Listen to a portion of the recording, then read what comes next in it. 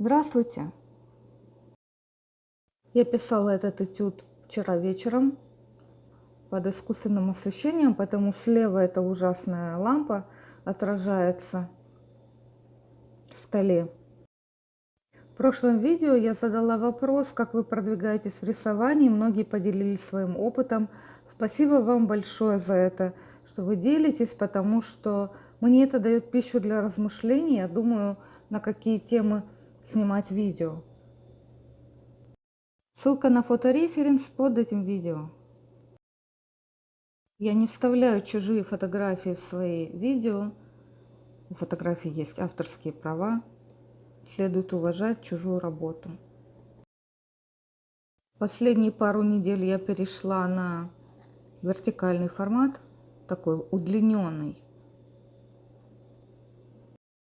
Я хочу вам показать, как можно брать большие пятна до детализации, то есть заложить работу, грубо говоря, испортить лист, так, чтобы потом было не жалко с ним работать. То есть что-то подвинуть, что-то убрать, что-то переделать. То есть никогда не стоит жалеть то, что вы делаете, иначе процесс никак не может пойти свободно. У меня на кисти жидкий уголь, вы уже знаете, что я люблю этот материал. Можно взять акварель, можно взять гуашь, писать ей жидко. Сейчас, в данный момент, я продумываю, где у меня самое темное, где у меня самое светлое, и беру большие пятна. Для подобного упражнения можно взять и цветную картину любого художника, это будет еще полезнее, тем, что вы, смотря на цвет, думаете о тоне и работаете с тоном. Каждым новым мазком мы проверяем все, что находится рядом с ним, вокруг него, и всю работу целиком. Это приходит с опытом, когда вы смотрите все одновременно. А вы видели когда-нибудь портретистов, которые пишут, начиная с уха, носа, глаза, и потихонечку срисовывая фотографию, идут и достигают, в общем-то, портретного сходства. Так вот, это исключение из правил.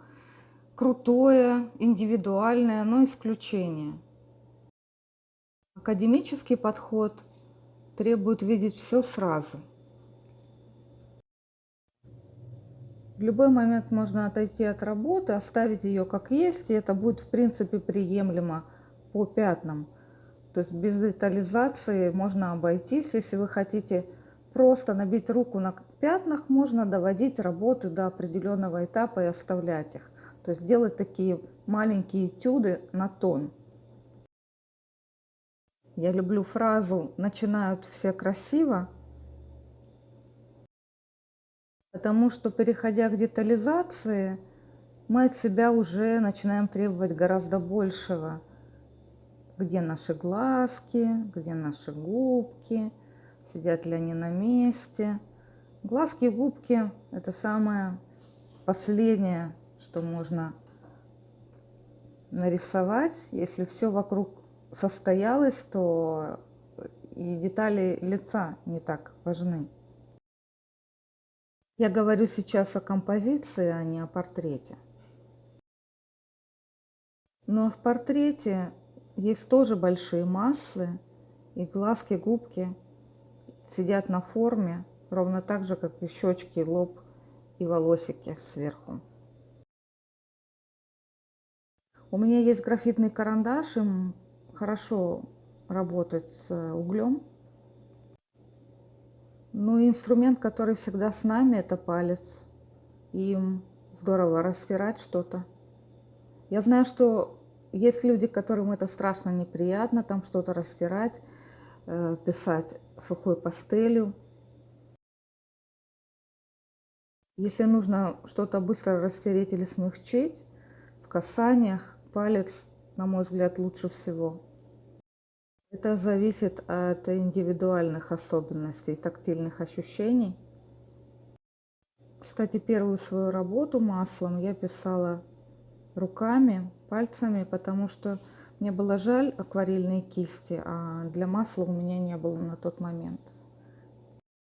В общем-то, в процессе нет такого, что вот я сейчас почиркала карандашиком, и дальше я что-то делаю карандашиком. Я смотрю, если мне нужно снова объединить какие-то массы, кажется, что по тону недостаточно дотянуто, я беру снова жидкий уголь и им прописываю светлые места, которые нужно заглушить.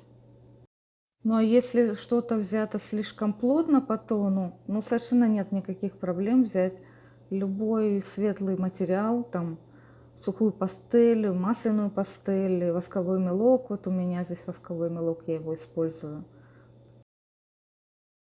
И пройтись им по цветам. В графике всегда приятно, когда появляется какой-то тонкий, нежный цветной оттенок. Это, кстати, всегда неизбежно, если у вас разные материалы. Вот как у меня восковой мелок белый, он такой холодный.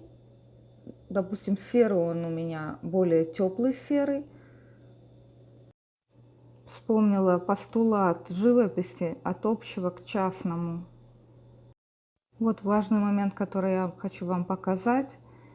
Проработала платье и увидела, что сзади стенка у меня слишком светлая. Я заканчиваю.